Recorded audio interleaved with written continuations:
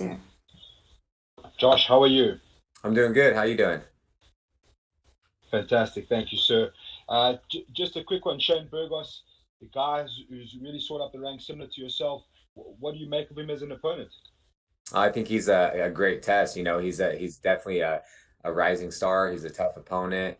Yeah, super well-rounded fighter. So, I'm excited for the fight. I think the fans are super excited for the fight.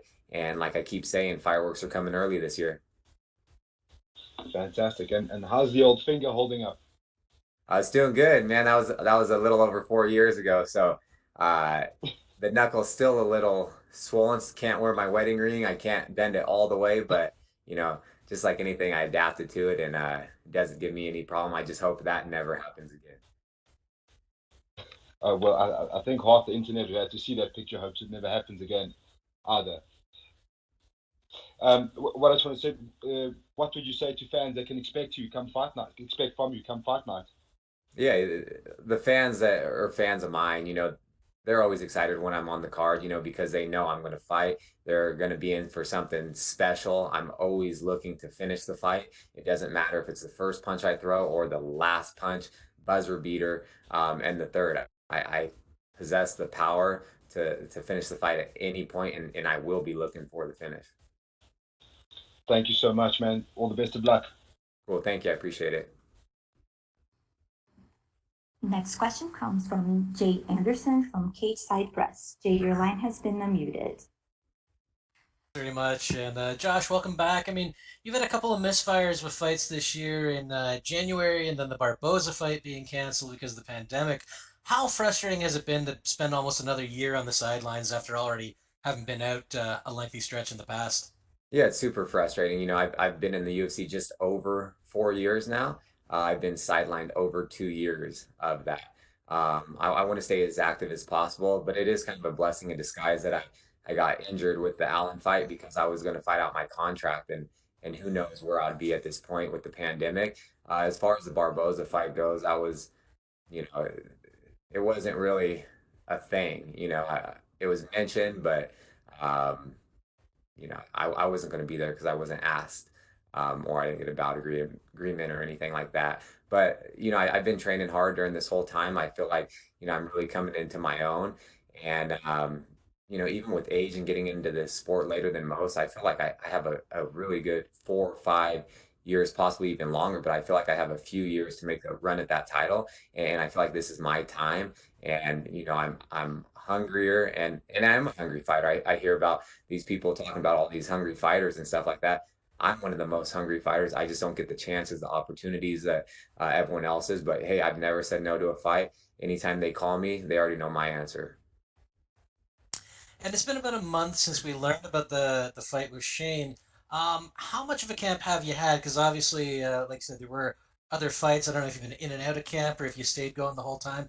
And what's it looked like with the pandemic and the social gathering restrictions? Yeah, it's definitely tough. It was a 4 week notice, so I had a hard 3 weeks, and then I come out to Vegas and start the fun part, the weight cut.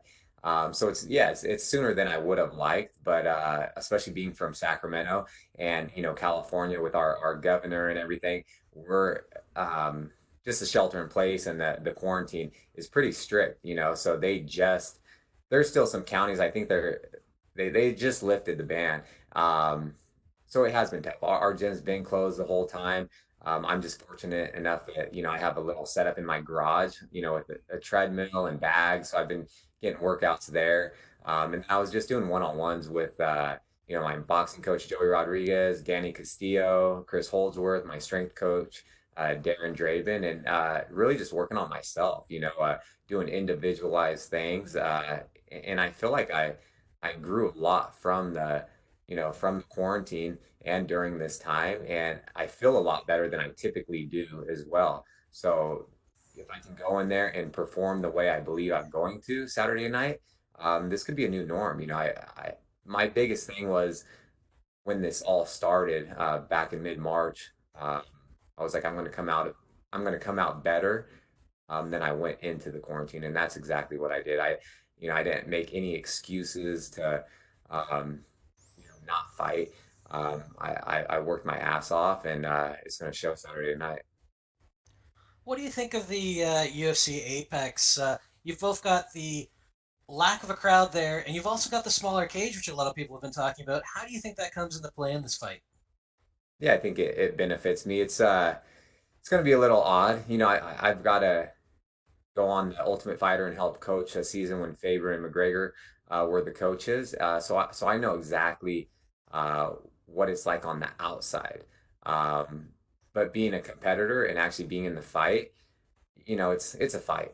I'm going to be focused. I'm super coachable. I hear my coaches. I hear my opponents' coaches all the time. I can even hear my some of my high school and college coaches that still come to my fights. I can hear them in the crowd. Just you know, so it's not going to affect me at all. In the small cage, West Coast Fighting Championship, where I came from on the regional scene, I was their lightweight champion. That is a small cage. It was like a 20-foot cage or something like that. So it's like you take a step or two, you're in the center.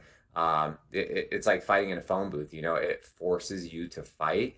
And I had some amazing, exciting fights there. And we also train in a 20-foot cage at, Team Alpha Male headquarters. So it's like during this whole thing, we've had our small group that we've been drilling in there, we've been sparring in there. We have just our coaches. So I think we have the advantage going into this fight just because, you know, I I'm a cerebral fighter too. I've been visualizing all this. That's one thing that it's not going to affect me at all. As soon as the bell rings, I'll be ready to rock.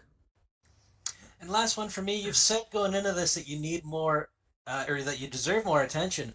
What is the key to getting it? Is it just going out and getting the finish, or do you need to go, above and beyond, show more of your personality, do, the talking route that we see some guys do?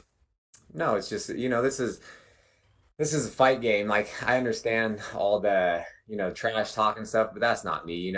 I'm gonna go in there. I'm going to look to finish the fight. I'm exciting every time I fight, whatever I'm doing. So I feel like, a big win Saturday night and I make another statement. I feel like, then I'll get that push I deserve. I want someone in front of me this time instead of trying to be the gatekeeper and fighting all these prospects and all these vets and all these guys that are behind me. I want someone towards the top, but that means absolutely nothing. I just have to obviously beat a tough opponent that's standing in front of me on Saturday night, and I get my hand raised, and we'll sit back and kind of see what happens, and then go from there. But no, I'm not gonna create some character. I didn't go to acting school or anything like that. I'm here to fight, and that's what I do.